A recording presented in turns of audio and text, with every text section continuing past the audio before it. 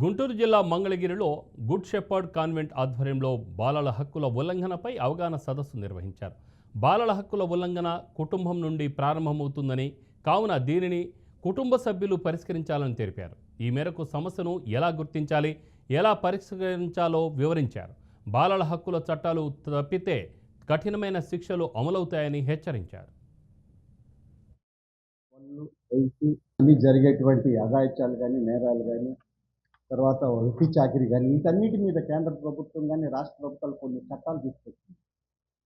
ఈ ఆడపిల్లల మీద పోక్సో యాక్ట్ అని కేంద్రం తీసుకొచ్చింది. అది సపరేట్ 18 ఇయర్స్ బిలో 18 సంవత్సరాల లోపు ఆడపిల్లల మీద ఎవరైనా సరే అల్లరి పెట్టినా, బిహేవ్ చేసినా, మిస్బిహేవ్ చేసినా సరే వాళ్ళ మీద పోక్సో యాక్ట్ 12, 8, 6, 4 అనేటువంటి సెక్షన్స్ ఉన్నాయి.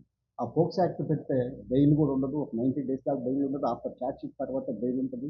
కాబట్టి అది చాలా పెద్ద చట్టం. ఆ చట్టాన్ని అమలు చేస్తున్నారు. ఇప్పుడు ప్రతి పోలీస్ స్టేషన్లో కూడా కనీసం మినిమం మంత్లీ ఒక కేసు రిజిస్టర్ అవుతానే ఉంది అని చట్టం చాలా పని చేస్తున్నారు. అట్లాగే ఆడపిల్లల మీద ఏంటి బిలో 18 ఇయర్స్ లోపు ఆడపిల్లల మీద కూడా ఇది ఏది అంటే ట్రాఫిక్